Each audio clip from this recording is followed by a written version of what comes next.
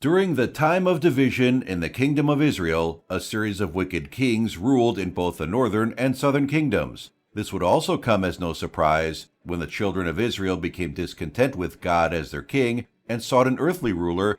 God cautioned them that human kings would make them unhappy. The people of Israel persisted, and God gave them their desire. Many righteous kings in Judah ruled God's people, but the number of evil rulers who led the people into idolatry will indeed bring the nation to disrupt and captivity in a foreign land.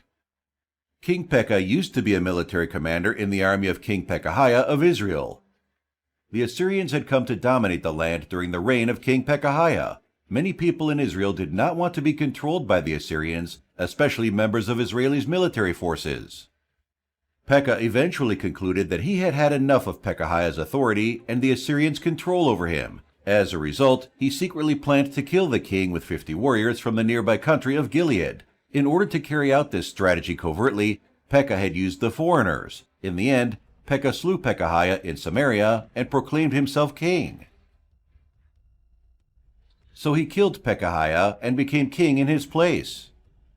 King Pekah had a considerable impact on the nation of Israel as well as the entire world. Once Pekah assumed the throne, he perpetuated the paganism of Israel's previous kings. In the time of kings, there were wars between the kings of Israel and Judah because they were rivals.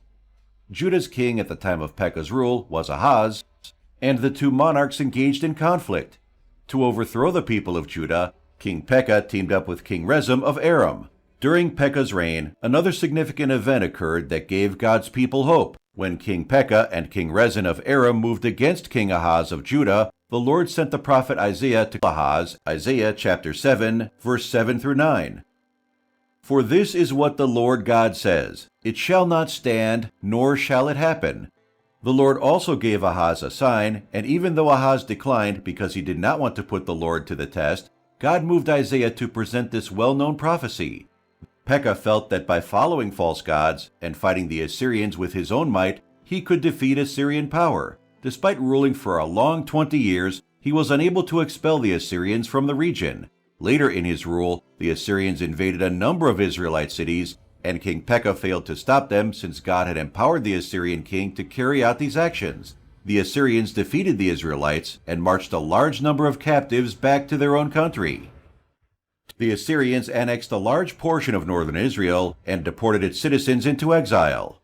Aram was divided into 5 Assyrian provinces and northern Israel into 3. With Assyria on its border and Pekah's anti-Assyrian stance, it was just a matter of time before someone, who was pro-Assyrian, acted and assassinated Pekah.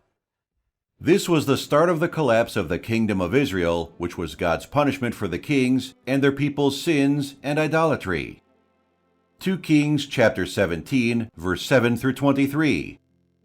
All this took place because the Israelites had sinned against the Lord their God, who had brought them up out of Egypt from under the power of Pharaoh, king of Egypt. They worshipped other gods and followed the practices of the nations the Lord had driven out before them, as well as the practices that the kings of Israel had introduced. The Israelites secretly did things against the Lord their God that were not right. From watchtower to fortified city, they built themselves high places in all their towns. They set up sacred stones and Asherah poles on every high hill and under every spreading tree. At every high place they burned incense, as the nations whom the Lord had driven out before them had done. They did wicked things that aroused the Lord's anger. They worshipped idols, though the Lord had said, "You shall not do this." The Lord warned Israel and Judah through all his prophets and seers. Turn from your evil ways. Observe my commands and decrees in accordance with the entire law that I commanded your ancestors to obey and that I delivered to you through my servants the prophets. But they would not listen and were as stiff-necked as their ancestors, who did not trust in the Lord their God. They rejected his decrees and the covenant he had made with their ancestors and the statutes he had warned them to keep. They followed worthless idols and themselves became worthless. They imitated the nations around them, although the Lord had ordered them, "Do not do as they do." They forsook all the commands of the Lord their God and made for themselves 2 idols cast in the shape of calves and an Asherah pole. They bowed down to all the starry hosts, and they worshipped Baal. They sacrificed their sons and daughters in the fire. They practiced divination and sought omens and sold themselves to do evil in the eyes of the Lord, arousing his anger. So the Lord was very angry with Israel and removed them from his presence. Only the tribe of Judah was left, and even Judah did not keep the commands of the Lord their God. They followed the practices Israel had introduced. Therefore, the Lord rejected all the people of Israel. He afflicted them and gave them into the hands of plunderers until he thrust them from his presence. When he tore Israel away from the house of David, they made Jeroboam, son of Nebat, their king. Jeroboam enticed Israel away from following the Lord and caused them to commit a great sin.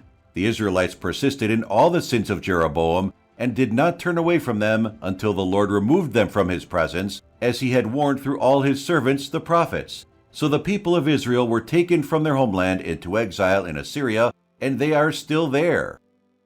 Hoshea, a military officer under King Pekah, grew tired of the regime, so he made the decision to depose the king. Ironically, Pekah had acquired his authority over Israel in a similar manner, and now he was experiencing the same thing. King Pekah believed he could govern the people of Israel far more effectively than the kings who came before him, but this was untrue. The monarch was eventually assassinated by Hoshea, who thereafter ascended to the throne.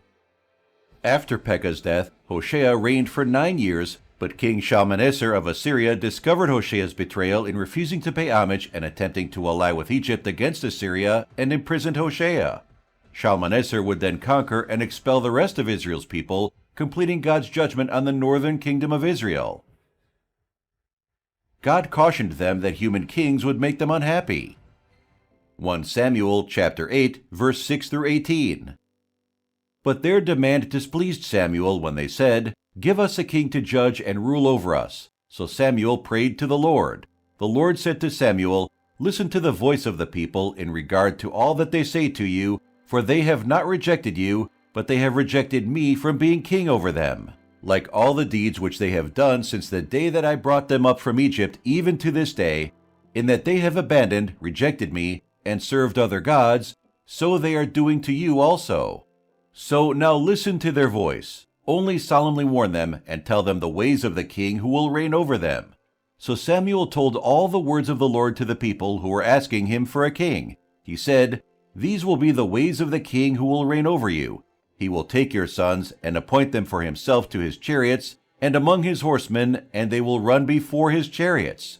He will appoint them for himself to be commanders over thousands and over 50s, and some to do his plowing and to reap his harvest, and to make his implements of war and equipment for his chariots. He will take your daughters to be perfumers, cooks, and bakers. He will take the best of your fields, your vineyards, and your olive groves, and give them to his servants. He will take 1/10 of your grain and of your vineyards, and give it to his officers and to his servants. He will take your male servants and your female servants, and your best young men and your donkeys, and use them for his work.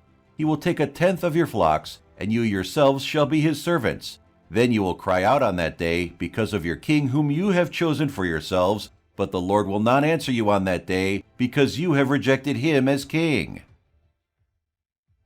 Idol worship in the family foundation leads to untold hardship, poverty, sickness, shame, reproach, insanity, untimely death, failure, and bondage. Exodus chapter 20, verse 2 through 5. New King James Version. "I am the Lord your God, who brought you out of the land of Egypt, out of the house of bondage. You shall have no other gods before me. You shall not make for yourself a carved image, any likeness of anything that is in heaven above, or that is in the earth beneath, or that is in the water under the earth. You shall not bow down to them, nor serve them. For I, the Lord your God, am a jealous God, visiting the iniquity of the fathers upon the children to the 3rd and 4th generations of those who hate me." God despises idolatry completely. It brings God's wrath down on those involved. Idolatry brings curses upon the people and the land. Exodus chapter 20, verse 5. Idolatry provokes God to jealousy. It incites God's wrath. It defiles and pollutes people and the land. So, to answer the question, why are idols dangerous? Specifically, God's wrath is falling on idolatry. Nothing is more terrifying than the wrath of an all-powerful, all-righteous God, and, according to Paul, God's wrath is coming on idolatry. God's wrath falls on the idolater because God is jealous. There are two kinds of jealousy: righteous and holy jealousy, and unrighteous, weak, and insecure jealousy. And God's jealousy is not only justified, He deserves our most profound and strongest affections and admiration. God is envious that He is honored by being treasured, and envious that we are satisfied by treasuring Him. It's loving jealousy because we were designed to find our greatest joy when He's our greatest treasure.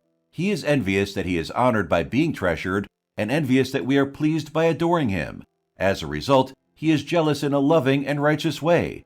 And if we find God to be so dull or insignificant that we must substitute other things that truly satisfy us more than He does, we not only offend Him, but we also destroy ourselves. What exactly is an idol, and how does it appear today? First and foremost, in the heart.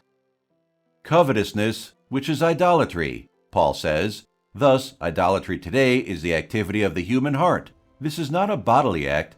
Then there's a fruit on a branch. It all starts in the heart, craving, wanting, enjoying, and being satisfied by anything other than God. This is what Paul refers to as covetousness, a disordered love or desire, loving more than God what should be loved less than God, and only for God's sake. But this disordered heart is in a state of covetousness, which is an act of loving too much what should be loved less. This is how idolatry appears today. Idolatry begins in the heart, craving, wanting, enjoying, and being satisfied by anything more valuable than God. Finally, what exactly is an idol? That is the issue. It is the thing or person that was loved more than God, desired more than God, treasured more than God, and enjoyed more than God. It might be good grades. It could be other people's approval. It could be commercial success. It could be a hobby, a musical group, a sport, or your meticulously maintained yard. Your own appearance could be an idol. Anything could happen. So Paul puts it like this in Romans chapter 1, verse 25. They exchanged the truth about God for a lie and worshipped and served the creature, anything that is created, rather than the Creator. Jesus who delivers us from the wrath to come. 1 Thessalonians chapter 1, verse 9 through 10. New King James Version. For they themselves declare concerning us what manner of entry we had to you, and how you turned to God from idols to serve the living and true God, and to wait for His Son from heaven, whom He raised from the dead, even Jesus who delivers us from the wrath to come. In closing, our question of the day: which female Bible character inspires you? Put your answers in the comment.